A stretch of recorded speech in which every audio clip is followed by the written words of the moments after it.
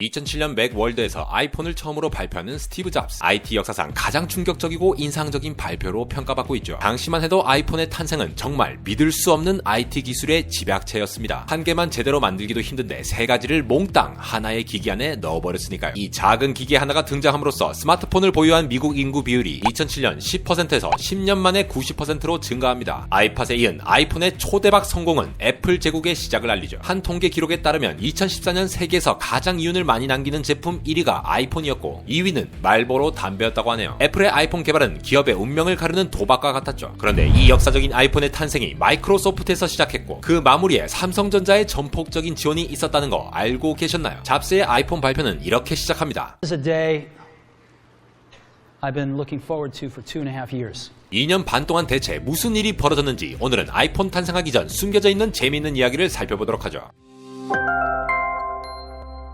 애플의 전 간부인 스콧 포스톨은 이렇게 이야기했습니다. 그 사람이 마이크로소프트 직원과의 대화 후 이 모든 것들이 시작되어 버렸어요. 그렇습니다. 놀랍게도 아이폰은 윈도우와 맥OS 대결을 시작으로 컴퓨터 시장의 영원한 맞수인 마이크로소프트에서 시작됩니다. 어느 날 우리 잡스 형님은 아내의 친구 남편과 함께 파티에 참석하죠. 그 아내 친구 남편이라는 사람이 마이크로소프트의 직원이었어요. 갑자기 그는 당돌한 말투로 잡스에게 이런 말을 합니다. 앞으로 우리 마이크로소프트가 스타일러스 펜과 태블릿 PC라는 새로운 컨셉으로 지금의 노트북 시장을 뒤집어 엎을 겁니다. 이유는 정확히 모르겠지만 잡스는 예전부터 그를 엄청 싫어했다고 하는데요. 기술과 제품 컨셉으로는 절대로 지기 싫어하는 천하의 스티브 잡스에게 이런 자극적인 멘트를 남겼으니 잡스는 분통이 터졌나봐요. 게다가 원래 애플은 마이크로소프트와 같이 태블릿 개발에 집중했습니다만 어느 날 잡스가 커피숍을 들렀는데 휴대폰 쓰는 사람들이 불만족스러워 보인다는 이유로 2004년부터 태블릿을 접고 휴대폰 개발로 돌아선 상황이었죠. 자신이 극혐하는 사람이 극혐하는 라이벌 회사에 다니면서 극혐 기술을 잘 만들었다는 자랑을 들었던 스티브 잡스. 잡스는 월요일 출근하자마자 갑자기 새로운 개발팀을 만들어버립니다. 터치스크린 기기를 만드는 팀이죠. 마이크로소프트처럼 스타일러스 펜이 아닌 반드시 손가락으로 조작하는 기기를 만들어야 한다고 경영진을 윽박지르기 시작했죠. 이때가 바로 역사의 시작입니다. 당시 애플은 MP3인 아이팟으로 세계적으로 대박을 터뜨리며 스티브 잡스의 귀환을 모두가 환영하며 들떠있던 상황이었는데요. 애플의 다음 행보를 생각하던 스티브 잡스는 늘 이런 생각을 하죠. 대부분의 사람들은 인터넷, 카메라, MP3 플레이어 그리고 휴대폰까지 여러 기기로 사용하고 싶어하지 않을 것이라는 매우 간단하고 분명한 인간의 욕구에 대한 것이죠. 반대로 이야기하면 이 모든 걸 하나로 만들어버리고 싶다는 생각입니다. 잡스가 처음 이야기를 했을 때 애플의 엔지니어들과 경영 간부들은 현재 기술로서는 도저히 불가능한 일일 거라고 뒷목을 잡았죠. 그도 그럴 것이 당시 피처폰에 탑재된 휴대폰용 칩은 속도가 너무 느려서 영상 재생은커녕 간단한 인터넷이나 음악 듣기도 버거울 정도였거든요. 그리고 블랙베리가 소형 키보드를 탑재한 휴대폰으로 시장을 완전히 독점했고 음악은 아이팟으로 스케줄 관리는 PDA, 사진은 디지털 카메라를 이용했던 시절입니다. 그러나 우리의 잡스 형이 어떤 사람입니까? 혁신의 아이콘. 그것도 그렇지만 참 만나기 싫은 회사 상사나 대학원 악덕 교수님 같은 사람이죠. 잡스는 원래 직원들에게 막대하는 것뿐만 아니라 욕설도 퍼붓는 것으로 유명한데요. 하드웨어, 소프트웨어 개발자들을 구워 삶아서 이 작업을 시작합니다. 그런데 참 힘든 일이긴 합니다. 잡스가 원하는 기능을 하려면 맥킨토시의 OS인 맥OS, 당시 OS X를 휴대폰 칩에 실어야 하는데 대체 어떻게 하냔 말이죠. 거의 코드를 수백만 줄을 없애버려서 원래 코드의 10분의 1만 남겨야 했죠. 당시 수석 개발자들이나 실무 개발자들 모두 그냥 맥킨토시 컴퓨터 한 대를 모조리 휴대폰 안으로 우겨 넣어야 하는 실상 말도 안 되는 도전이라고 생각을 하기도 했다네요. 이후 2007년 맥월드에서 아이폰이 대중들에게 처음으로 공개되기 전까지 아이폰 개발 프로젝트는 애플 본사에서 매우 비밀스럽게 진행됩니다. 이 프로젝트에는 수백 명의 직원이 참가했고 본사 1층 전체에 감시 카메라가 돌고 있었으며 어떤 직원이 출입하는지 판독하는 장치까지 그야말로 미국 51구역급 보안 아래 진행되죠. 퍼플돔이라고 불린 이곳을 나간 직원들은 잡스가 만난 마이크로소프트 직원처럼 새로운 제품에 대해 떠벌리지 않을 것을 절대 규칙으로 삼았습니다. 자신이 마이크로소프트 직원에게 영감을 받은 것처럼 다른 라이벌 회사에서 영감받길 원치 않았던 것이죠. 이 과정에서 직원들의 스트레스는 엄청났습니다. 모든 직원들은 동료에게나 심지어 가족들에게도 자신이 하는 일들을 절대 밝혀서는 안 되었거든요. 한 간부는 아이폰 C 제품을 독일에서 여객기 안에 두고 내린 뒤 그것이 무엇인지 말하지도 못하고 기내수색을 부탁하기도 했습니다. 다행히 C 제품은 자신의 좌석 쿠션에 끼인 채 발견되었지만 만약 들켰다면 우리의 잡스 행님의 엄청난 분노 폭격을 받았겠죠. 또한 아이폰 개발 프로젝트 당시에는 장시간 노동을 견디지 못해 퇴사하는 직원들이 속출하기도 했는데요. 그 역사는 지금도 이어져서 요즘도 애플은 엄청난 개발 노동 강도로 엔지니어들 사이에 유명합니다. 더군다나 아들, 딸 만나지 못한 시간이 누가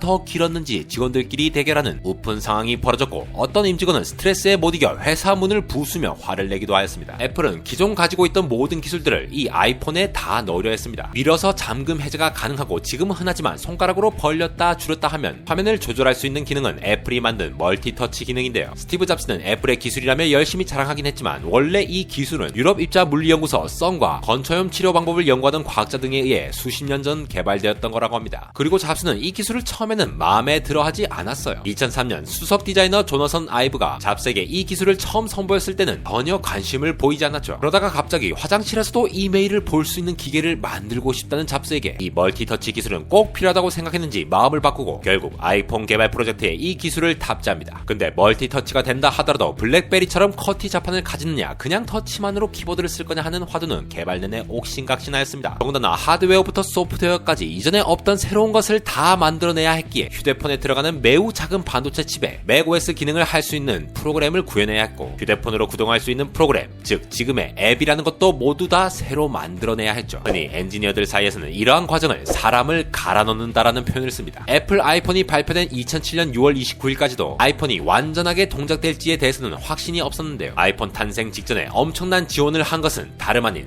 삼성전자였습니다. 컴퓨터에는 두뇌 역할을 하는 CPU가 있죠. 휴대폰에는 Application Processor AP가 있습니다. 아이폰에는 새로운 OS가 탑재되는 새로운 AP가 필요했죠. 불과 아이폰 출시가 1년 앞둔 상황에서 애플에겐 아이폰에 넣을 AP가 없었죠. 그래서 삼성에게 부탁을 한 겁니다. 건물을 지으려면 설계도를 그려야 하고 그 설계도를 토대로 토목공사와 건물을 지어 올리듯이 아이폰에 탑재되는 AP를 만들기 위해서 애플과 삼성은 함께 설계도를 만들었고 실제로 그 칩을 삼성이 제조하여 애플에게 전달합니다. 삼성이 대단한 것은 보통 1년에서 1년 반이 걸리는 AP 개발 기간을 무시하고 무려 5개월 만에 만들어 제조에 성공한 것이죠. 게다가 마지막에는 칩의 오동작을 내는 버그를 단 6주 만에 잡아 결국 2007년 세상에 아이폰을 출시할 수 있게 합니다. 그런데 웃긴 것은 삼성은 그때까지도 그 칩이 첫 아이폰 AP라는 것을 알지 못했다는 거죠. 이러한 과정이 진행되는 중에 스티브 잡스가 이 발표로 아이폰의 존재를 알렸던 겁니다. 아이폰을 조금 더 자세히 뜯어보면 블랙베리가 당시 쿼티 키보드를 탑재한 휴대폰을 만들 때 AP 한 개에 32메가의 프로그램으로 구동된 것과는 달리 아이폰은 OS 프로그램만 무려 700메가를 차지했고 프로세서도 2개나 들어가 있었죠. 이동통신사에서 제공하는 통신 속도를 볼 때 인터넷을 PC처럼 원활히 하는 것은 불가했기에 블랙베리는 인터넷을 쓸 때 데이터 사용량을 극히 제한하여 겨우 기본 기능만 할 수 있는 인터넷만 지원했는데 아이폰은 이걸 가능하게 만들었죠. 이렇게 애플은 결국 휴대폰, 아이팟, 인터넷, 카메라가 모두 가능한 주머니에 쏙 들어가는 신개념 전자기기 아이폰 개발에 성공하게 되고 인류가 스마트폰이란 걸 사용하는 새로운 세상을 열어젖힙니다. 세상의 혁신은 스티브 잡스로 기억되죠. 그러나 그 과정 속에는 많은 이들이 있었습니다. 마이크로소프트라는 괴물의 청사진이 잡스를 자극했고 최단기간 엔지니어들을 갈아넣어 반도체를 설계하고 제조한 삼성전자도 있었네요. 여기에 고통과 한의를 번갈아 느꼈던 수백 명의 엔지니어들, 경쟁자들을 따돌리기 위해 비밀스럽게 진행된 개발 프로세스부터 감동이 차오르는 잡스의 맥월드 발표까지. An iPod,